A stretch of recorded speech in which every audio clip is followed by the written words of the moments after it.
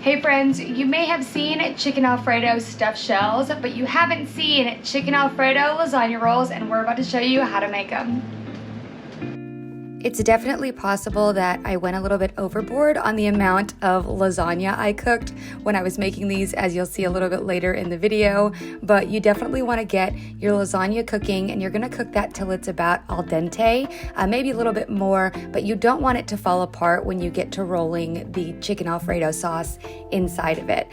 So then we cook our chicken. I season that with a little bit of salt, pepper, and garlic powder, take it off the stove, and then shred it into pieces, and then get started on your sauce. So the sauce is going to be your butter and flour, and you're going to melt the butter and then mix in the flour until it gets a little bit pasty. I like to keep my stovetop on like a medium heat for this, just because we don't want to burn the butter or burn the flour. And then after you get it looking a little bit pasty, you're going to add your cream as well as your chicken broth, mix until smooth, and then you're going to simmer that until it thickens. It takes about 5 to 10 minutes before you go in with your seasonings. Now you kind of have free range on what you want your Alfredo sauce to taste like, especially when adding these seasonings. I really like a complex flavor, so I went in with salt, pepper, parsley, garlic powder, oregano, thyme, sage, rosemary, and paprika. And honestly, the rosemary and the sage added such a complexity to this sauce and this dish. It was so good and absolutely flavorful. It's like a punch in the mouth, but in a good way. So you want to make sure that you get all of your seasonings mixed in, and then you're going to simmer it another 2 to 3 minutes just so that all those flavors can get really well incorporated in there.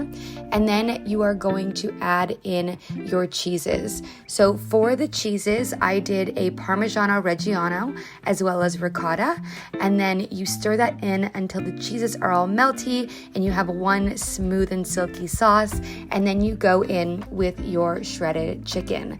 So for the baking dish, while we're getting these prepped, make sure to drain your pasta. I like to spray my baking dish as well as put some sauce on the bottom. If not, it might get a little bit crispy on the bottom because we are going to bake these. So make sure you get a nice bottom on there. And then you're going to lay out your lasagna, and then we're going to place some of that Alfredo sauce onto the sheet of lasagna, fold it over, place another layer of lasagna sauce, kind of like you're actually making a lasagna, or place another layer of that Alfredo sauce, fold it over again into a little bit of a roll, and then add it to your pan, and then place the remaining sauce over it. I like my dish to be really saucy, so that's why I made so much sauce. And then I topped it with a little bit more of that Parmesan Reggiano, and you pop it in the oven for 15 minutes on 350 just to get everything nice and bubbly. And honestly, this is so good. Let me know what you think if you try it.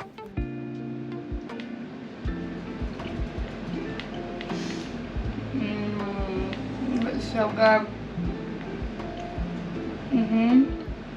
That is so creamy, so delicious. The sage and the rosemary are so prevalent in it that it gives it a little bit of a different vibe than a traditional Alfredo. But you got that chicken and you got those Italian spices that really make this big difference. If you're looking for something that's a little more hearty than fettuccine Alfredo, but not quite a stuffed shell, this is definitely the dish to go for. It is absolutely delicious.